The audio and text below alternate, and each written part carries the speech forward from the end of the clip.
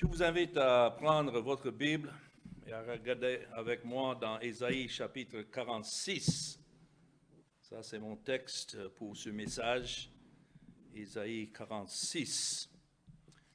Et j'ai intitulé ce message « Les idoles mortes et le Dieu vivant », le contraste entre les idoles mortes et le Dieu vivant. Et c'est ce que nous voyons ici adressé dans les deux premiers versets. Les idoles des nations, Dieu les emmène en captivité. Il prononce des jugements contre les nations idolâtres. C'est vrai, Ésaïe a dû prononcer et prophétiser concernant le jugement contre Israël qui devait avoir lieu, mais en même temps, dans ces chapitres que nous sommes en train d'étudier, nous voyons que Dieu se révèle comme le Dieu de toutes les nations et que même les nations idolâtres sont sous son autorité, l'autorité du Dieu souverain. Et donc, dans les deux premiers versets de Ésaïe 46, nous lisons « Bel s'écroule, Nebo tombe, on met leur idole sur des animaux, sur des bêtes, vous les portiez et les voilà chargés, devenus un fardeau pour l'animal fatigué. Ils sont tombés, ils se sont écroulés ensemble. Ils ne peuvent sauver le fardeau et ils s'en vont eux-mêmes en captivité. » Quelle image que nous voyons ici. C'est Dieu que ces nations adoraient, maintenant placés sur des véhicules, sur des voitures, des chariots et amenés avec le peuple en captivité. C'est-à-dire que ces idoles qu'ils adoraient ne pouvaient pas les délivrer. Et c'est ça que Dieu les dénonce maintenant comme de faux dieux. Quand il parle de Bel qui s'incline ou bien Nebo qui se baisse, Bel et Nebo étaient les noms de deux faux dieux servis par les nations adoratrices d'idoles, surtout Babylone. Et c'est comme si maintenant Dieu devenait personnel, nommant des noms quand il s'agissait d'idoles. Et maintenant, ces faux dieux sont abaissés. C'est ce que nous constatons dans la Bible. Il n'y a qu'un seul Dieu. Même s'il y en a qui sont appelés Dieu, petit d, nous savons qu'il n'y a qu'un seul qui est véritablement Dieu, et c'est lui le Dieu de la Bible. Les noms des dieux païens, Bel et Nebo, nous sont familiers dans les noms Belshazzar, qui était un des rois de Babylone. Son nom, Bel, signifiait le Dieu qu'il adorait. Et puis même Nebuchadnezzar, Nebo, Nebuchadnezzar, le nom de leur Dieu se trouvait dans le nom du roi. Bel signifie Seigneur. C'est intéressant que ce nom qui devait s'appliquer uniquement au seul vrai Dieu, ils ont donné ce titre à leur Dieu, petit d. À l'origine, il semble avoir été un Dieu des orages qui, lorsqu'il y avait des tempêtes et autres, ça venait de Bel, mais avec le passage de temps, c'est devenu non seulement le Dieu de la nature, mais aussi de toute l'humanité. Voilà comment ils comprenaient leur Dieu. Pourtant, c'était un Dieu fabriqué et selon leur pensée, mais ils croyaient que ce Dieu Bel était celui qui donnait l'existence, à toute la création et à toute l'humanité. Et la destinée des royaumes et des sujets était entre ses mains. C'est intéressant qu'avec ce nom Bel, il y avait cette idée déjà de la souveraineté de Dieu, au moins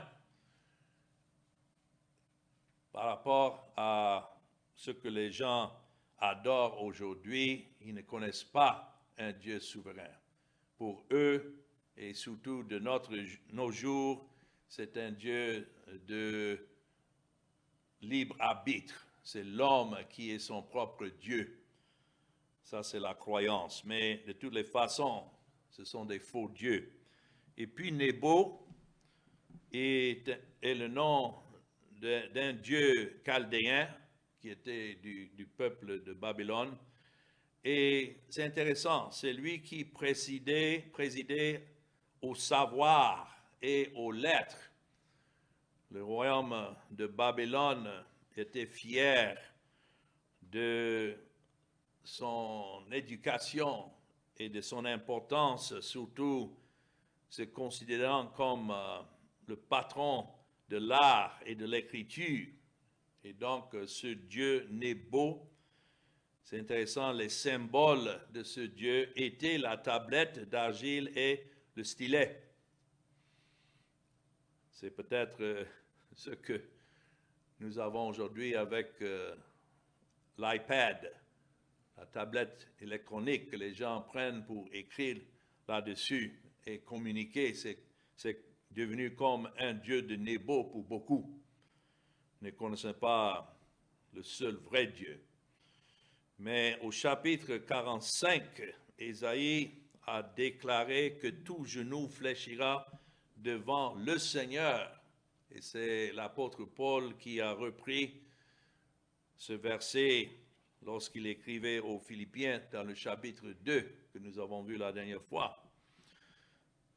Mais ici, il représente les dieux de la grande Babylone abaissés dans l'humiliation. Donc, même si les gens se fiaient de leur Dieu et ils avaient les noms à donner à ces dieux, Dieu leur dit que ce ne sont que de faux dieux et que ces dieux devaient être abaissés avec leur population. Leurs idoles étaient ici placées sur les bêtes et sur le bétail. Leurs chars étaient fortement chargés. Voilà l'image qui est donnée. Et Isaïe imagine le peuple ici allant en captivité dans une relocalisation forcée, chargés de leurs bêtes et leurs voitures sont leurs idoles. Il faut se rappeler que la raison pour laquelle Dieu a amené le peuple d'Israël en captivité, c'est en effet qu'ils avaient adopté ces fausses adorations, ces faux dieux. Et donc, ces dieux en qui ils avaient mis leur confiance, maintenant, Dieu prophétise que non seulement le peuple, mais leurs idoles seraient emmenés en captivité avec eux. Et en fin de compte, ils n'ont pas pu se livrer eux-mêmes du fardeau, mais eux-mêmes, avec les idoles, sont allés en captivité. Maintenant, dans Ésaïe 46 et le verset 3 et 4, nous continuons. C'est l'Éternel, le vrai Dieu, qui emportait cette population avec ses idoles. C'est ainsi que nous voyons qu'il est souverain au-dessus de tout. Écoutez-moi, maison de Jacob, et vous tous, restes de la maison d'Israël, vous que j'ai pris à ma charge dès votre origine, que j'ai porté dès votre naissance. jusqu'à votre vieillesse, je serai le même jusqu'à votre vieillesse. Je vous soutiendrai, je l'ai fait et je veux encore vous porter, vous soutenir et vous sauver. Quelle miséricorde nous voyons adressée par Dieu ici. Mais notons, ce n'est pas à tous. Il dit, écoutez-moi, maison de Jacob, et vous tous, notons, reste de la maison d'Israël. Il y a un reste selon l'élection de la grâce de Dieu. Et quel que soit le nombre de ceux qui sont emportés par leur idolâtrie, ici, nous voyons qu'il y a un reste de circonstances. Ça, c'est le message de l'Évangile, de la grâce de Dieu en Jésus-Christ, que Dieu a donné à son Fils un peuple, et que c'est Christ qui a porté le fardeau de ce peuple jusqu'à la croix et payé la dette afin que ce peuple soit effectivement délivré et sauvé. Donc c'est Dieu qui rappelle à ce reste que c'est lui qui les soutient depuis leur naissance. Et c'est dans cela que nous voyons une histoire du salut dont nous pouvons témoigner, nous qui sommes enfants de Dieu. Depuis notre naissance, Paul a décrit en écrivant aux Galates qu'il était mis à part dès le sein de sa mère et puis appelé par la grâce de Dieu. Ce n'est pas à un moment donné que nous devenons élus, mais depuis avant la fondation du monde, Dieu avait déjà choisi ceux qu'il a donné à son Fils, pour qui son Fils est venu dans ce monde. Et maintenant, depuis notre naissance, ayant déjà été élus, et aussi depuis la croix, maintenant que Christ est venu, on peut dire que nous sommes nés dans ce monde. Nous n'étions pas au courant de cela jusqu'au moment où maintenant Dieu a révélé Christ en nous à travers son évangile, mais la réalité est que nous étions depuis notre naissance déjà à Dieu. Et c'est lui qui nous a portés dès le sein maternel.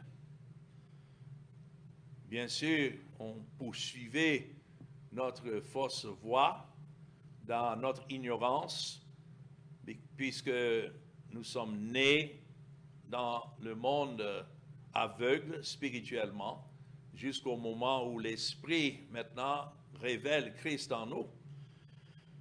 Et on mettait notre confiance en toutes sortes de faux dieux, représentés ici par, ce n'est pas même nécessaire que ça soit un objet devant lequel nous sommes inclinés, mais même l'idée, le mot idole vient du mot idée, ayant une fausse idée de Dieu, c'est l'idolâtrie. Et c'est de cela que Dieu devait nous délivrer. Il y a aujourd'hui dans le soi-disant christianisme, des gens qui ont toutes sortes d'idoles qui poursuivent, qui ne sont pas le vrai Dieu. Ils poursuivent l'idole de bien-être. Ils poursuivent l'idole du succès. Toutes ces choses que les prédicateurs promettent aux gens si seulement ils prennent leur décision de suivre Dieu. Surtout l'idole, comme je disais, du soi-disant libre arbitre. Notre volonté n'est pas libre. C'est lié à notre nature, et notre nature est une nature pécheresse. Donc, laisser à nous-mêmes, ça ne peut que nous conduire à la condamnation. Mais voilà des idoles que nous poursuivions avant qu'il a plu à Dieu de révéler Christ en nous. Et on ne peut pas dire qu'on est mieux que ceux du temps d'Ésaïe. C'est Dieu qui nous portait néanmoins, même dans notre ignorance. Et il nous portait dans sa grâce, quoique on était de nature idolâtre. C'est pourquoi maintenant, quand nous constatons ce que nous étions, nous sommes émerveillés de savoir que même dans notre rébellion et dans notre ignorance, c'est Dieu qui nous tenait. Et c'est Dieu qui nous avait déjà confié à son Fils, quoique nous n'étions même pas au courant à ce temps-là. Alors, je pose la question, devez-vous porter vos dieux ou est-ce que votre Dieu vous porte-t-il? Je remets la confiance dans un Dieu qui ne peut pas sauver. Mais tout autre Dieu que lorsqu'il dirige toutes choses, qui sauve qui il veut, qui condamne qui il veut, ça c'est le Dieu qui porte son peuple par sa grâce. Maintenant, troisièmement, est le Seigneur qui sauve son peuple alors que les idoles sont impuissantes. Soit il est le Dieu qui sauve, ou bien tout autre Dieu, ou bien idoles sont impuissantes. Ici, il dit dans le verset 5, « À qui me comparerez-vous pour le faire mon égal? À qui me ferez-vous ressembler pour que nous soyons semblables? Ils versent l'or de leur bourse et pèsent l'argent à la balance. Ils payent un orfèvre pour qu'il en fasse un Dieu, et ils adorent et se prosternent. Ils le portent et ils le chargent sur l'épaule. Ils le mettent en place et il y reste, il ne bouge pas de sa place. Puis on crie vers lui, mais il ne répond pas. Il ne sauve pas de la détresse. Quelle folie d'imaginer qu'il fallait fabriquer son propre Dieu et puis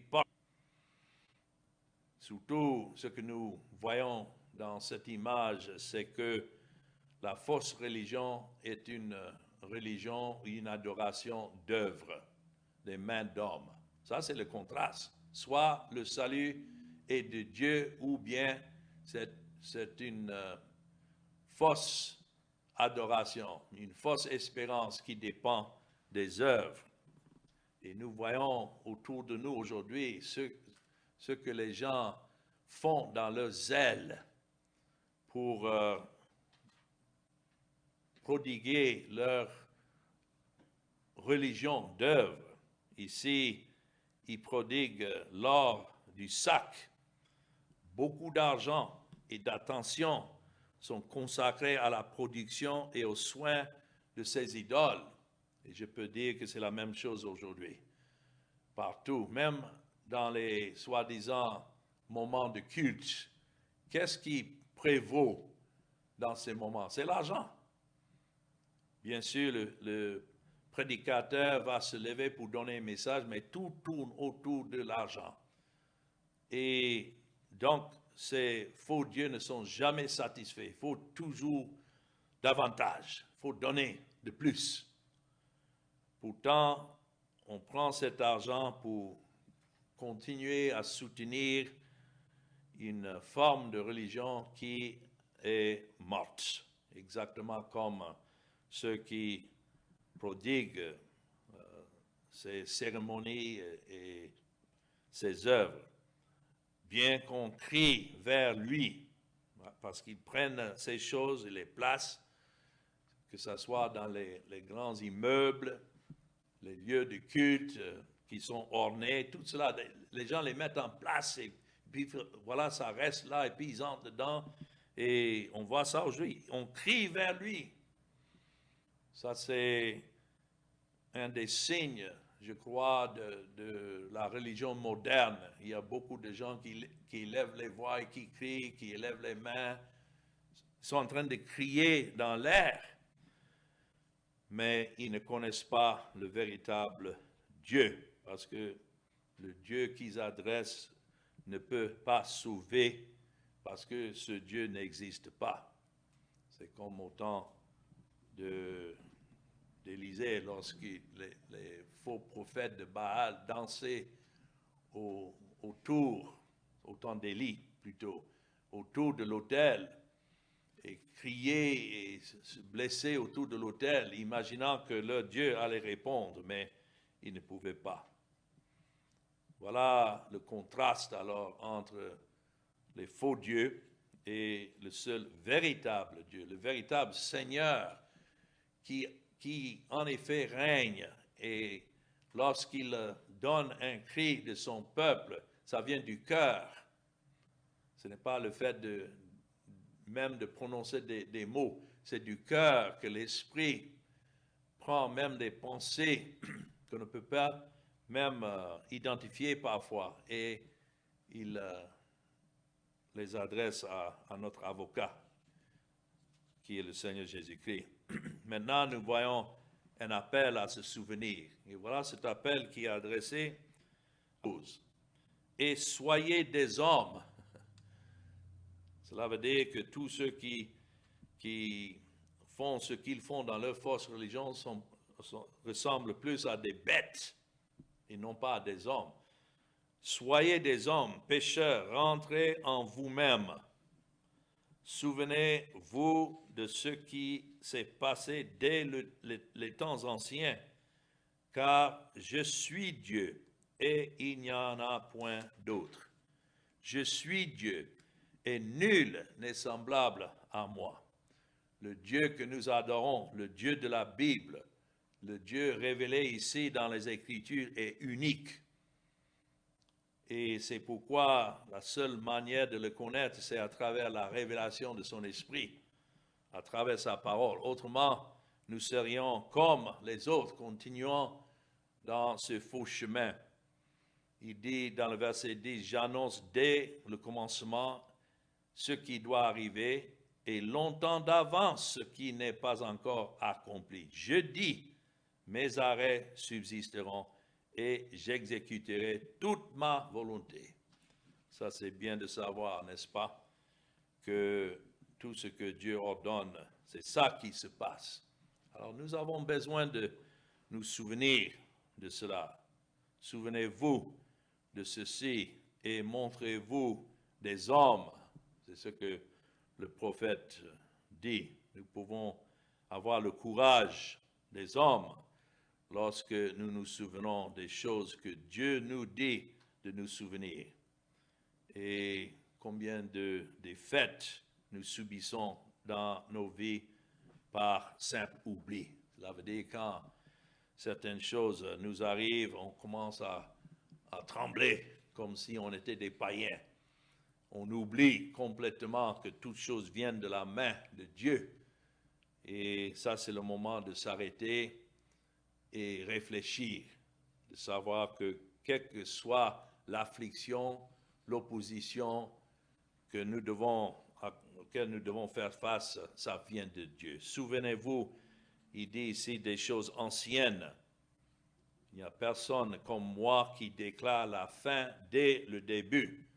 Bien sûr, nous ne savons pas ce que Dieu a ordonné, même une minute de maintenant, mais en regardant en arrière, nous pouvons savoir que tout ce qui s'est passé dans nos vies, nos malaises et nos tentations, nos épreuves, tout cela, c'est Dieu qui a tout ordonné pour sa gloire.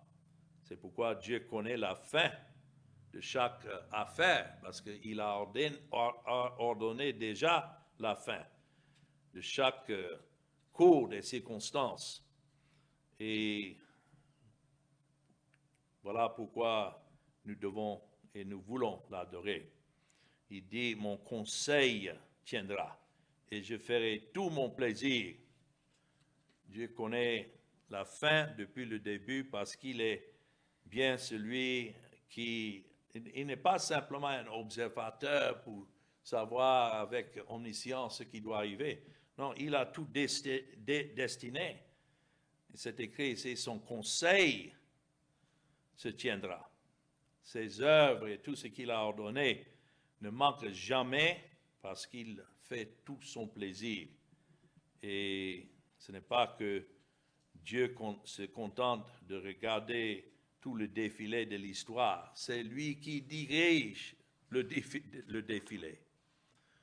Donc le point essentiel ici est que le peuple de Dieu doit se souvenir de ceci et au sujet de l'Éternel, le seul vrai Éternel, le Seigneur, qui connaît la fin depuis le début et qui dirige toutes choses. Quel réconfort cela est pour nous qui sommes des enfants de Dieu. Et quand nous nous souviendrons de cela, nous nous montrons effectivement comme des hommes, mais pas des hommes ignorants, mais des hommes en qui l'Esprit de Dieu vit et Christ en nous. Et c'est pourquoi nous avons le courage, puisque nous savons que Christ a déjà tout porté. Il est allé déjà en avant de nous pour préparer le chemin. Et nous suivons alors ce chemin avec joie, comprenant et nous rappelant que c'est Dieu qui ordonne toutes ces choses. Et puis, les derniers versets, Isaïe 46, les versets 11 à 13, c'est ici, nous sommes appelés à nous souvenir que c'est l'Éternel qui devait amener un libérateur à Sion. Sion représente l'Église, ça représente la Jérusalem nouvelle. Et ici, Dieu leur dit qu'il prépare le chemin pour un véritable libérateur de Sion. Il dit dans le verset 11, « C'est moi qui appelle de l'Orient un oiseau de proie, d'une terre lointaine, un homme pour accomplir mes desseins. Je l'ai dit et je le réaliserai. Je l'ai conçu et je l'exécuterai. Écoutez-moi, gens endurcis de cœur, ennemis de la droiture. » C'est ce que nous sommes de nature, mais c'est la grâce de Dieu qui règne. Je fais approcher ma justice, elle n'est pas loin, et mon salut, il ne tardera pas. Je mettrai le salut en Sion et ma gloire sur Israël. Quand est-ce qu'il a mis son salut en Sion? C'est lorsqu'il a fait venir son Fils, le Seigneur Jésus-Christ, qui est né dans ce pays. Et c'est effectivement en Sion qu'il a donné sa vie afin de sauver le peuple que Dieu le Père lui a donné. Alors, appelant un oiseau de proie dans le verset 11,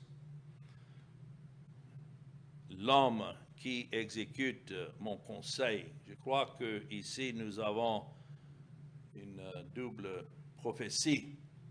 Premièrement, cet homme de l'Orient qu'il appelait comme un oiseau de proie pour exécuter son conseil, s'agissait de Cyrus, comme nous avons vu dans le dernier chapitre, un roi païen qu'après les 70 ans de captivité en Babylone, il a suscité maintenant pour libérer le peuple d'Israël afin qu'il retourne. Donc je crois ici, il est question de Cyrus, que Dieu appelle son serviteur, quoiqu'il était un roi païen. Cela démontre encore la souveraineté de Dieu en tout cela. Et donc le peuple de Dieu devait se rappeler que Dieu a toujours un libérateur pour son peuple. Comme il a toujours un peuple qu'il a promis préserver dans sa grâce, ainsi il a aussi toujours un libérateur pour son peuple. Même si dans le contexte historique, cela se trouvait parmi un des rois païens. Mais je crois dans le sens spirituel, comme Cyrus a été suscité, qui était un étranger pour le peuple. Les gens ne savaient pas qu'il devait venir, mais il représente en quelque sorte le Seigneur Jésus-Christ qui est venu dans le monde, il est venu parmi les siens, comme Jean le dit dans son premier chapitre, mais les gens ne l'ont point reçu. Mais tous ceux qui l'ont reçu, c'est Dieu qui leur a donné le pouvoir de devenir enfants de Dieu. Donc nous avons dans ce fait historique qui s'est passé effectivement, bien d'années plus tard, lorsque Ésaïe est en train d'annoncer cela, la réalisation de ce qu'il prophétisait était encore une centaine d'années plus tard. Mais néanmoins, quand on étudie l'histoire, on voit comment cela s'est passé exactement, effectivement, comme Dieu l'avait prédit. Mais c'est une image d'un libérateur encore plus grand que Cyrus, un libérateur de son peuple qu'il devait faire approcher de Sion et faire voir sa gloire en Israël. Ça, c'est la personne du Seigneur Jésus-Christ. Et je crois que c'est lui, surtout, quel que soit l'endurcissement du cœur des gens, ennemis de la droiture, Dieu n'attend pas à ce que l'homme soit prêt d'abord avant d'agir. Non, il agit malgré l'endurcissement du cœur. Et heureusement, parce que si ça dépendait de moi, de vous, personne alors ne serait sauvé. Mais lorsqu'il dit « Je fais approcher ma justice », verset 13, Dieu est un Dieu juste. Il ne peut pas simplement passer au-dessus du péché de son peuple qu'il sauve. Non, sa justice doit être satisfaite. Donc, comment est-ce qu'il a fait approcher sa justice? Parce que l'homme en lui n'a aucune justice, rien de bien. Mais il a fait approcher, et quand il dit « elle n'est pas loin », nous savons que pour Dieu, un jour est comme 1000 ans et 1000 ans comme un jour. Donc, même si la réalisation de la venue du Seigneur Jésus-Christ était encore quelques 500 ans plus loin, plus tard, néanmoins, Dieu dit, elle n'est pas loin. C'est pourquoi Dieu préservait ce peuple d'Israël jusqu'à ce moment de faire venir son Fils dans le monde. Et il appelle mon salut. Le salut est dans une personne, et cette personne, c'est le Fils de Dieu. C'est le Seigneur Jésus. Il ne tardera pas.